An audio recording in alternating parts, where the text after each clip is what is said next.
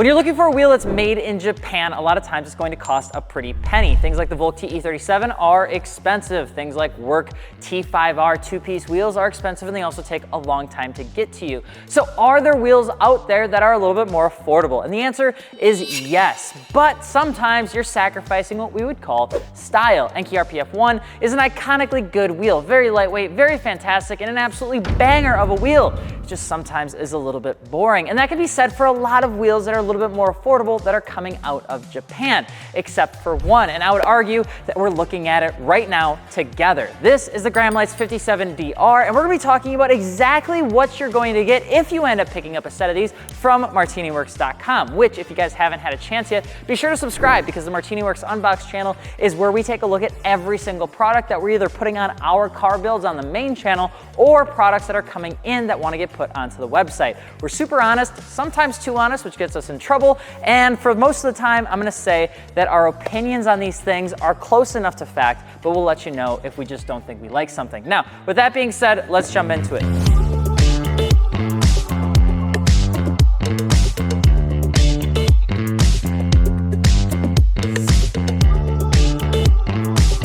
This is a raised wheel, and it's very, very nice. These things come in a bunch of different sizes. You're looking at diameters between 15, 17, and 18-inch diameter. And in terms of bolt patterns, you're gonna pretty much have everything that you could possibly want. Predominantly, your common 5-bolt lug pattern. So 5x1 14.3 is typically where you're gonna see this. But you're also gonna see fitments for cars like this on the sport tuner side with the BRZ, FRS, GR86, and things like that. That, I believe, is a 5x100 bolt pattern. Now, one of the big things with this wheel is that it's still an expensive wheel. It's not the most affordable wheel of all time. If you're looking at this wheel specifically, it's gonna be anywhere from $370 per wheel to $638 per wheel. That depends on the diameter of the wheel and also the color.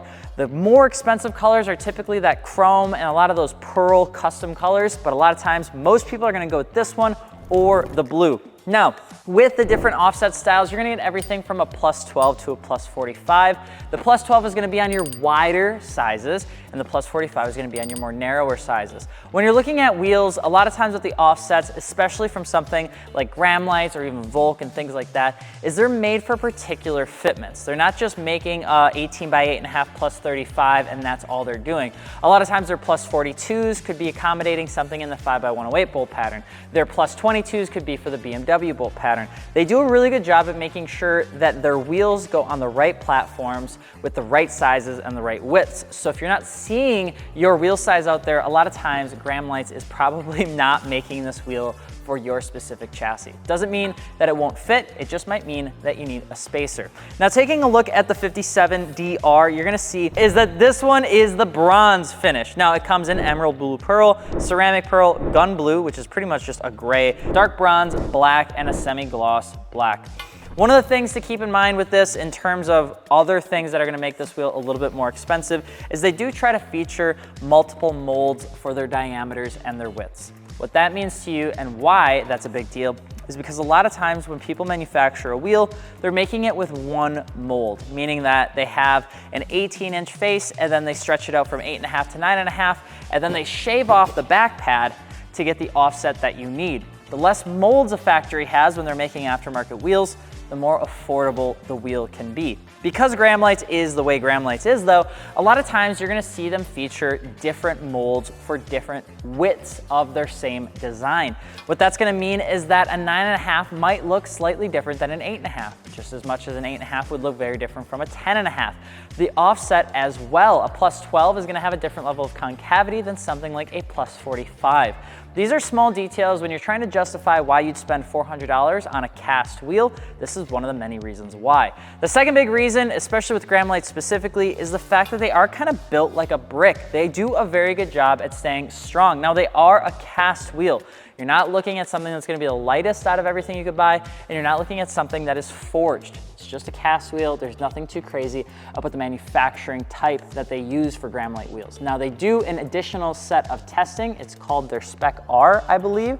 And that is essentially Ray's version of doing an extra added step for rigidity testing and, of course, barrel testing. You're gonna see a little sticker on the back that's got that R, and then it also has the JWL Plus. You're gonna get a nice little set of stickers if you do happen to pick up one of these, but really all that means is that they definitely tested the wheel more than they're required to by the Japanese government. Few things to keep in mind with the 57DR if you want some more specifics outside of just the stock photo, which if you go to the website, you're gonna see tons of really good content and original photos. That's from us because we want you to see exactly what you're getting. First things first, you're gonna see these bullet holes kind of in between the lug holes. That's actually pocketing. It's going to shave weight on the wheel itself. If you take a look at the actual mounting surface though, especially on the back, you're gonna see that they tried to carve out more than they possibly could. Again, that is for weight savings. Coming back to the front, you're gonna notice that the spokes have a tapered edge kind of as they come into the lip.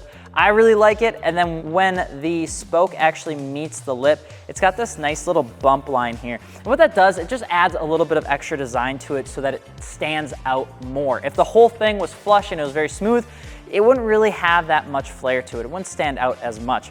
Obviously, we got the Made in Japan that is embossed, the VIA JWL, raised wheels, and then the gram lights here on the side. Two key things I love about this wheel particularly, the colors are always solid. They look incredible. I think my favorite look is the 57DR on the first generation FRS and BRZ platforms. I think they look absolutely iconic. There's like a lava orange and that gunmetal blue finish. Those two colors together just speak to me. I also love the bronze on pretty much anything, and I think that they're just a great looking wheel. Now, you're all gonna see these little things here. This is essentially just tire bead knurling. They did it right. If you ever rub your finger across it and it has some friction to it, that means that it's actually doing something. If you get a wheel and it's got this on it, but your hand runs through it very smoothly and there's no friction, it ain't doing anything. That is to help with tire grip when your tire gets seated onto the wheel. Last thing we gotta do is we are gonna weigh this one just to see how close we are. Now remember, this is an 18 9.5 38, so this is typically the concavity you're gonna see. Lots of clearance for big brakes if you need it. That's one of the things that makes gram lights awesome. I will flip this around. 18 9.5 38 coming in at 21 pounds right on the dot. Top 3 reasons I'd buy this wheel and top 2 reasons why I wouldn't. Number 1, the design is killer. Number 2, it's an original wheel made in Japan, which is big if you're trying to do a period correct styling. Number 3, I love the finishes that come on these wheels, and I think they're very hard to beat. Two of the biggest reasons why I may not buy these wheels is if I'm looking for something that is the lightest it can possibly be. There are lighter options out there that will get the job done. Number 2, I'm trying to stay more on a budget. These wheels are affordable in the smaller sizes. We talked about right around $1,200 to $1,300 a set, but they go up to around, $2,400 for a set of 4 in that 18-inch sizing in the wider stuff, which can get pretty pricey. In terms of other options out there, there are more affordable options that still look killer and can still get the job done. So 3 reasons why you should, 2 reasons why you shouldn't, and of course, remember, you're not gonna get a center cap with these wheels. You're gonna have to buy those extras. So keep that in mind. If you do plan on picking up a set of these, I love them, we love them. If you're looking for them, go pick them up over at martiniworks.com. If you have any questions on the wheels, we will answer them in the comments. I'm Alex Martini. We'll see you next time.